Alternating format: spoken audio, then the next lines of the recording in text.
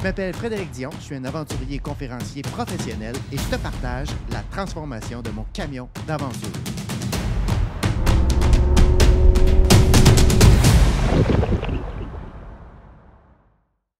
Le bonheur dans ma maison, c'est mon foyer. Ben, le bonheur dans mon camper, c'est mon chauffage au diesel. C'est ça que je veux te présenter aujourd'hui. Comment je fixe mon chauffage diesel sur le camion? C'est un test. En fait, je l'essaye, je te montre comment je le fais. Je vais le tester durant quelques semaines. Et si ça ne fonctionne pas, check dans la description. Je pourrais te dire qu'il y a peut-être des petites choses à faire différemment. Puis si la vidéo n'existe plus pantoute, ben c'est que ça n'a vraiment pas marché et que j'ai hâte. Fait que, on va comme ça. On s'amuse. C'est ça. Un réservoir de 10 litres qui me permettait de chauffer pendant 3 jours. Plaque de fixation. Le chauffage, c'est cet appareil-là qui donne 5000 BTU, je crois. Puis, là-dedans, il y a toutes les fixations, vis, cossins, muffleurs, tuyaux. Le réservoir de 10 litres qui est fourni avec le système de chauffage, j'ai décidé de le remplacer par un tuyau de 4 pouces que je vais mettre en dessous du camion à longueur. Je vais me servir aussi de la trappe à gaz. Il y a comme un trou, ça c'est pour les ProMaster quand ils sont au gaz et au propane. Ben, le deuxième trou c'est pour le propane, mais là c'est pas utilisé. Donc je vais sortir mon tuyau de remplissage du réservoir à cet endroit-là.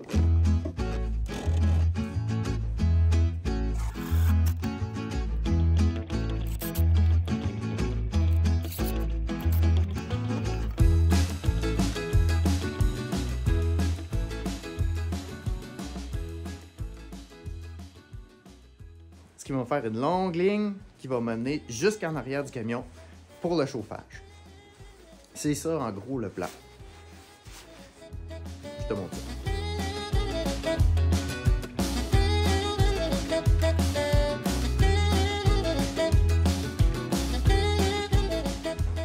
Tu peux remarquer que l'entrée diesel, qui est à côté de l'air, de l'entrée d'air, est aussi très proche de l'exhaust, qui vient très chaud. Moi, je vais isoler ça avec de la laine de roche pour vraiment m'assurer que ce tuyau-là ne chauffe pas avec l'exhaust. Ensuite, j'ai mis un tuyau pour isoler encore plus. Je vais mettre de la laine de roche ici. On peut entendre la pompe, même si je l'ai mis dehors, il y a quand même un bon bruit.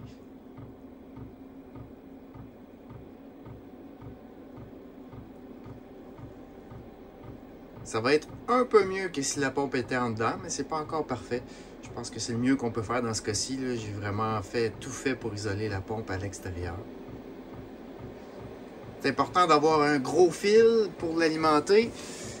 Ça tire quand même 11 ampères dans le plus là, au démarrage. 11 ampères, ça prend vraiment un gros fil pour se rendre là, pour ne pas avoir de perte, pour ne pas avoir d'énergie dépensée pour rien. Là, il est en pré-démarrage. Le contrôle, je l'ai mis de l'autre côté, ici. Comme ça. Il donne la température. Tu peux soit choisir la puissance de 1 à 6 ou régler la température que tu veux obtenir. Puis, normalement, il devrait se maintenir à cette température-là lui-même, donc se régler lui-même. C'est vraiment une belle petite patente. Sérieusement, là, pour moi, le chauffage équivaut à liberté. À partir du moment que tu as un chauffage qui te permet d'aller où tu veux, de dormir confortablement à des températures de moins 20, moins 25, sans problème. C'est vraiment un chauffage qui est performant. Moi, je peux faire 3 jours avec 10 litres. Puis dans ce cas-là, j'ai fait un réservoir de 15 litres. Ça vient d'ouvrir encore plus de plaisir puis plus de liberté. Moi, je le conseille. Check dans la description, il y a le lien si tu veux l'acheter. Puis, il existe sur Internet un paquet de vidéos qui vont te dire exactement comment faire pour le poser, puis qui vont te dire aussi comment régler les problèmes, parce que, entre autres, un des problèmes que moi j'ai eu au cours des 2 années où j'en ai utilisé un, à un moment donné, il se mettait en erreur.